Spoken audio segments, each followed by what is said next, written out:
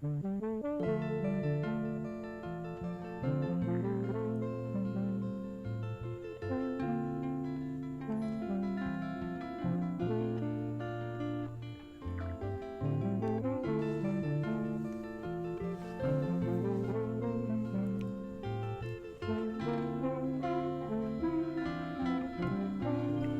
people. My people. What's up, people? All right, so Peoplz Dragons. I just want to open up about some of my ambitions that I have for Peoplz Dragons. Peoplz Dragons is obviously a play on my last name, but I always envisioned some sort of interactive global Dungeons and Dragons game, and not even really Dungeons and Dragons. My brain always goes toward Dungeons and Dragons because it's really one of the most gigantic phenomena to ever exist. But there are so many other great systems. So excuse me if I say Dungeons and Dragons so much, but I always imagine like a global role-playing game. I always envision someone having a alternate persona that they can that they are, and everybody was plugged into this, and you can't really accomplish that with Dungeons and Dragons, or at least in the past, because in order to be in a Dungeons and Dragon game you had to be at that person's crib, and then with the growing numbers of resources online that allow people to play from far distances, that's great. But I know I always wanted to facilitate some sort of show or some sort of channel, and I always wanted to dungeon master. I always wanted to DM for everyone at once, not at once, but for everyone. And so my vision was always to have some sort of interactive role-playing content that would pull people into one collective, one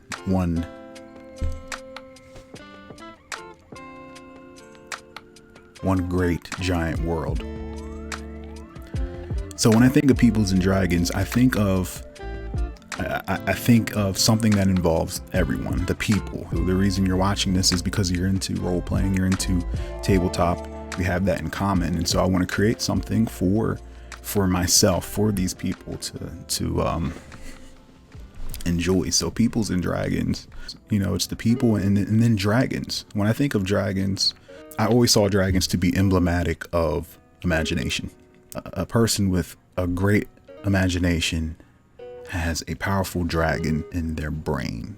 That's how I look at it. A dragon is your ability to be creative and come up with things that don't exist. The ability to weave visions and ideas into something tangible, like a story or a video or music. It takes a powerful dragon to do that. And I always saw dragons as representative of this secret superpower that all us humans have, all us role players, all of us who are into creating parallel universes and worlds, and imagining that you are this other person, bringing life into that other person. Role playing RPGs.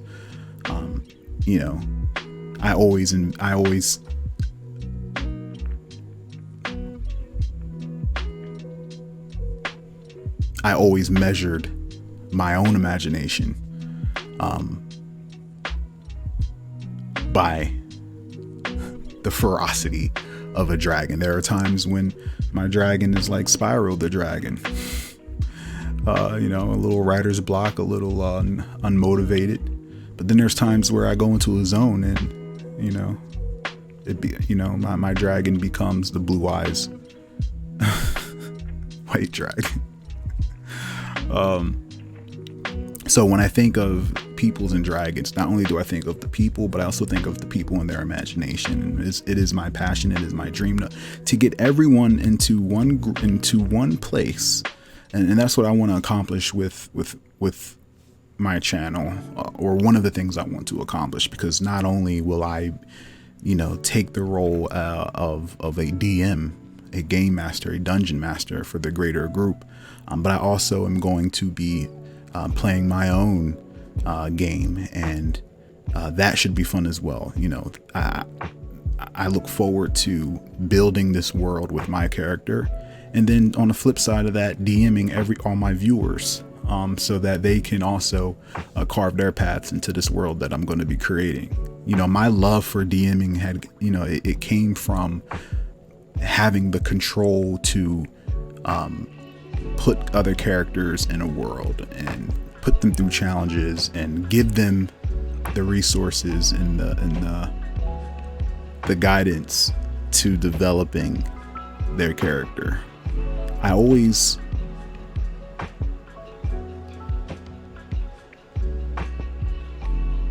When I was first introduced to role playing, it was Dungeons and Dragons, and I couldn't believe, as someone who all the way up until then played RPGs, I never imagined that something as fantastic as a storyline inside of, let's say, Final Fantasy, something as fantastic as that can be created by a person, by a player. So to learn that Dungeons and Dragons exists and you can create these worlds with these mechanics, it changed the way I played RPGs, because I felt confined to whoever created this game's storyline is. I know that this is a storyline, this is essentially a campaign, and everything that they have in place are things that they have a structure, they have a system. I learn magic. I can only learn from this wall, this wall of magic. I can only, learn this set of skills. And then when I started playing Dungeons and Dragons, and I was like, I get to create my own character. Like, all my life I've been given characters to be, and I get to name them, but I get to create my own character. It blew my mind. But I wasn't satisfied with that. I wasn't even satisfied with that, because I started to so I was playing Dungeons and Dragons, and I would start to like DM, and I think that I put together some pretty neat campaigns. But the part that I hated the most about Dungeons and Dragons, believe it or not, was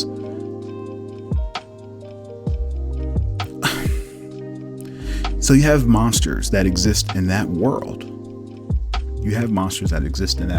And there was the initial fun, the euphoria was, I get to put any of these creatures in my story, and then I would make up a story that involves these creatures.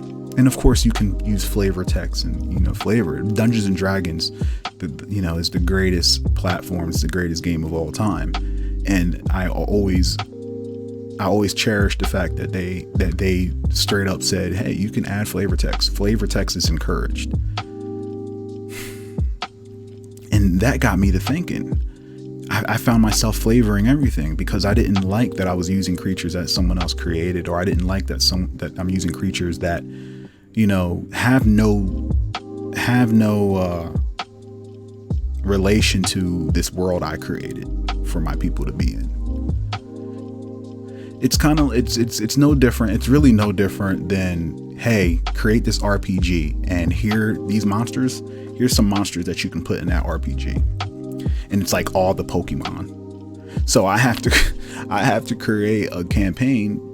And mind you, the people are totally fine with this, with fighting Pokemon and countering Pokemon. This is all they know. And that's how I was.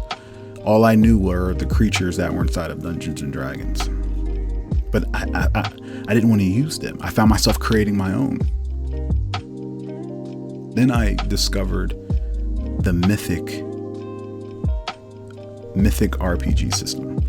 The mechanics of the mythic RPG system allows you to apply them to anything, but so that there's enough structure for you to run a game as a DM, and also play a solo game, or play as a player character in someone's campaign, but have customization over everything. Because think of a jigsaw puzzle. The pieces are anything you want them to be. The system puts them into a shape that can fit into one collective puzzle. So I can literally create and do anything inside of a world, and it will be balanced because of the way the mythic system works and how it's based off of odds. So I don't want to get ahead of myself, but my main goal with Peoplz Dragons is to play this game, and more so for the audience to see me create on the spot, use what's given to me to interpret what's happening in the world, and to create things from scratch, such as creatures, NPCs, locations, and to encounter things as I go through this journey that's unfolding as I'm rolling dice and playing, to see me encounter these things and pretty much bring the audience on this adventure, because I don't know what's going to happen until it happens. And that's what's really cool about it. And I just, I created as I go using the Mythic RPG rules, somewhat homebrew. There are some tweaks that I made for the sake of simplicity. But I'm not going to go into a deep explanation of the rules. Feel free to ask any questions that you have, and I will be more than happy to answer them. But I would like to think the more I play, the focus is more on the adventure. And if any questions come up, feel free to ask them. And I also I'm going to do little videos that explain and flesh out things, because I would need to flesh out things, because, when I'm playing on the spot, I'm playing on the spot. I don't want to bog us down. I don't want to slow us down with trying to figure out the specifics. I have just enough to, the mythic tool gives me just enough to carry on and play this game. And then I'll circle back around, polish it all up, flesh it all out from first person perspective, because this is all in first person. And then I'm going to put that thing on the World Lore website. And anyway,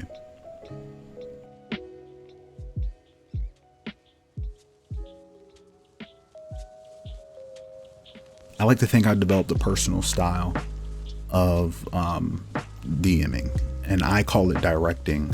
My goal is to focus on, usually it's to focus on the character. My goal isn't to kill the character. The game is going to give me what's going to kill you. So as somebody who's in the middle, I'm more like a referee. That's when I run games, I more so feel like a referee. I feel like a judge. If I don't know if you ever played like Final Fantasy 12 or any Final Fantasy Tactics games, but those judges are on nobody's side. They're out there to make sure that everything runs the way it's supposed to run. I direct the scenarios. I'm a scenarist. I direct what happens in any given situation using what the randomness and the roles give me. So my main focus is to make your character look, or whoever I'm DMing, look good, and if I know that there's someone who's struggling with a drug problem, this is really specific. It's really specific. If your character has a skooma problem, I'm going to be, I know that your character has vices, and I'm going to, make use of what I know about your character, or what I know what you're trying to accomplish with your character.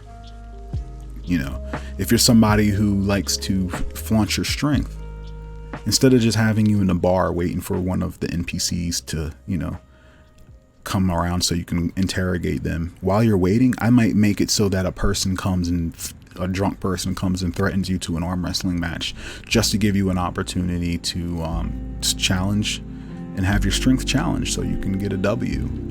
W's are important. Those little wins in between things is what I focus on. Now in this game, my main focus is building a world, but I also developed a way that we can do that with not only myself but my viewers. I always wanted to DM everyone and have this central source for DMing. I want to be your friendly neighborhood game master, and so that you can just turn on Twitch and come to the channel and get, jump into a session like open court basketball. You know what I mean? Got some people waiting to get in the game.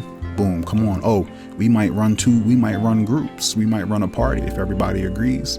Everybody that's queued up, everybody agrees that they want to do a little form a party. I can DM all these.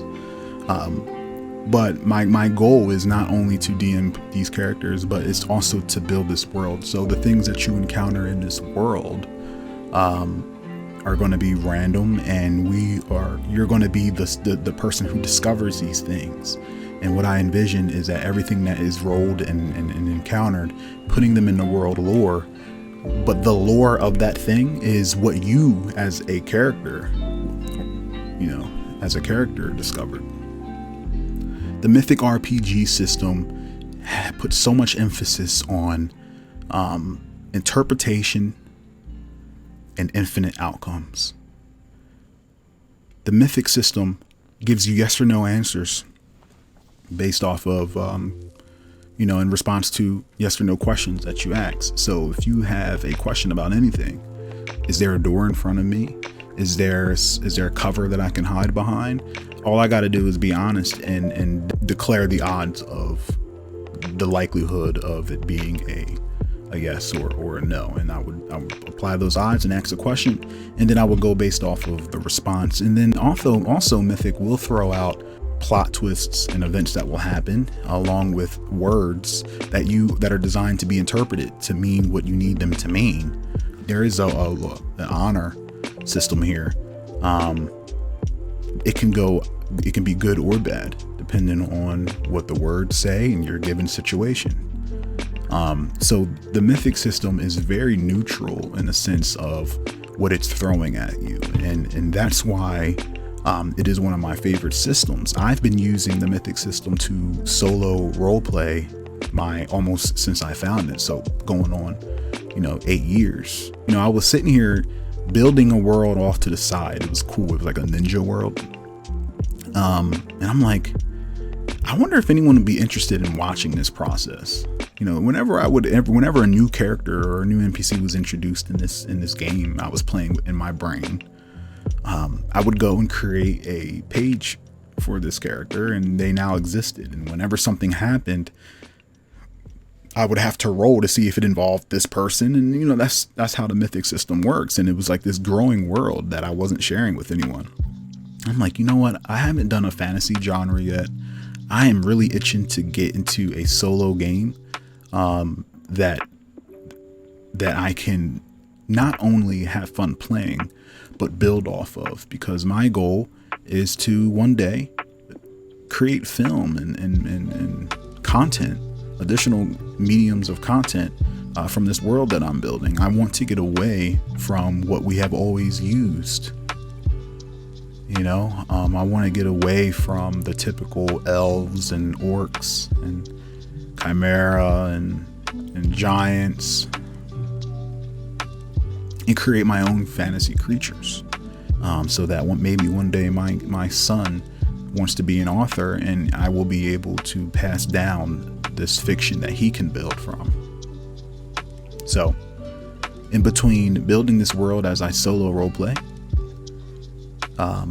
I am also going to, like I said, DM for my viewers, for the purpose of building this world, as well as developing your character. Now, but I always had this passion, this appeal for being presented with something and having to make something of it. So if I'm presented with 2 words, interpreting what those 2 words together mean to help me figure out what's happening in my situation, I love that stuff. It's almost like a dopamine hit, especially when it's something that really makes sense for what's happening, to the point where it's almost like the game is talking to you like a Ouija board. Now, in that first episode, that happened a few times, and I look forward to seeing how the results carve this narrative. But that is what's fun for me, because the possibilities are endless. My character could die at any given moment, as could other characters as well, and that's what's fun, and that's what's the draw for me, because all I'm going to do is just create another character, but that character is going to go down in history. It's going to be this character is going to be in the world lore, as is every character that dies. But especially that character that has done so much, accomplished so much, discovered so much, because what I envision is that you are measured by what you discover. In addition to me solo role playing, the narrative that I have in my mind is that I'm going to make another video on this, but essentially, you know, this tower that I woke up in, everyone's going to wake up in that tower, and we are all connected. You know, we're strangers. You know, strangers are human. I mean, whatever you want to call them. They're called strangers in this world, but they look like you and I.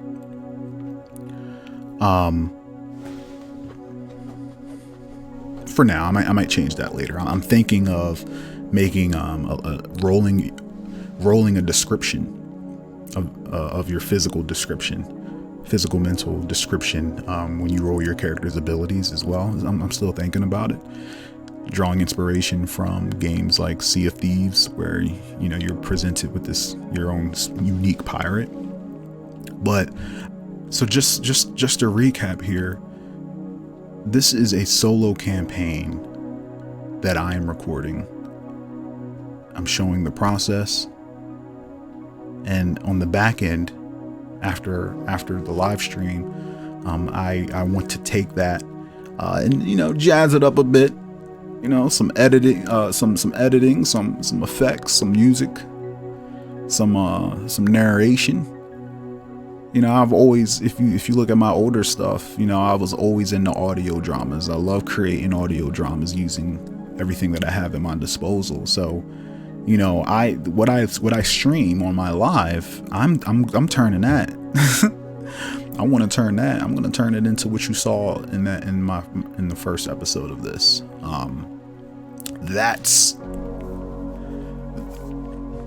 I can't say the meat and potatoes. The stream is awesome, but the solo campaign is awesome. But, you know, I also very much look forward to exaggerating what happens. I kind of want to treat it like no different than a bard would. When bards, they you know, the way I envision this is, think of a bard. What you encounter in a stream, what I encounter, what you encounter when I DM the players, these are going to be short, one-shot little mini quests. You know, I'm not going to be DMing someone for an entire hour, even though even though the session is not long. My goal is to take what happened and then just elaborate and expand it and make it no different than if a bard were to tell your story. And then I plan on using the YouTube channel to upload those productions, you know, retellings of what had happened in these little sessions. And my hope is that, you know, we get some reoccurring characters, some reoccurring players that are coming in and, you know, trying to survive in this world along with my character, you know, and this Black Tower is going to be our base. And, you know, we get a little bit of world building, a little bit of base building in there. And I have some really unique, cool ways to utilize not only the P&D website, but most importantly, the YouTube channel. I have some really cool ideas for ways to build characters in between my solo campaigns. But I don't want to get ahead of myself. So with that said, before I do my next solo session, I'm going to release some videos fleshing out some things, talking about some things that had happened in that session. Most importantly, the first thing that I need to do is flesh out my character. I'm going to just go through my character stats and just break them down and figure out what kind of character I can make here. Again, you know, on the spot, I don't want to slow us down by, you know, sitting there and fleshing all these details out, because at the time it wasn't important. Everything that needed to happen and things I needed to use, I used right there. But everything else, such as certain details about my character, the way my character looks, I'm going to flesh that out all the way down to my avatar. And I don't know if you've been on the website yet, but I have my character on the website in the world lore, and on the website with the name Rune Seer. And I'm going to explain why I came to that. I'm going to explain it on my breakdown of my character. But the reason I had it on the website is because I wanted to have my character up on the website. But I have some really cool character creation thoughts, really fast character creation thoughts that I want to utilize for the stream. But first and foremost, I want to break down my character so we can know what my character is capable of, and what my goals are going to be with my character. So stay tuned, people. I do want to add that I am very thankful for the positive reception and feedback that I've gotten so far. It really means a lot. This is something new for me to be recording and sharing, and it feels really great to hear that people enjoy watching these kind of things and are into these things. You know, I had one person actually, you know what, shout outs to I feel like this is like a whole real name, so I'm not going to say the whole name, but someone made a comment. Damon, he said, you know, I love that you were showing the roles and how you interpret them when striking a balance of when to roll and when to play the story out. You know, little stuff like that stuff matters to me. You know, that's very important. And, you know, when I hear somebody make a comment, such a technical comment like that, it's like, yes, there are people out there that do appreciate those, you know, those finer, those little mechanical, technical things about a system and how I'm presenting it. A lot of thought went into how I want to present it, and I've already made or decided that I want it there. You know, there's changes I'm gonna make for the better. You know, I saw it millions of times, and I pointed out a lot of errors that I made as well. Not too severe, but you know, there were little errors. Like, for example, the cavalry's creature, his mount, I said it was a horse, but it's not a horse. There are no horses in this world yet. I'm not going to create a horse either. So this is another world. There are no horses. So I had referred to it as a horse. And then this race is unnamed, by the way, but the big-eared race, one of the two fighters, is a female. But originally, when I was playing my game, when I was playing my session, it was a male. But I, for the sake of the story, when I went back and made, you know, and was jazzing it up a bit, I was like, I want this to be a female. So there's a lot of improvements that I'm going to make, a lot of lessons that I learned during the production of it. That's just going to make it so much better going forward. So I say all that to say thank you so much for the people who have subscribed, who have watched it, enjoyed it, and most importantly left a comment. Your likes, your subscription, it's invaluable. It's invaluable. And I am happy to have you along for this ride that we're getting ready to go on. Stay tuned for more Peoplz and Dragons.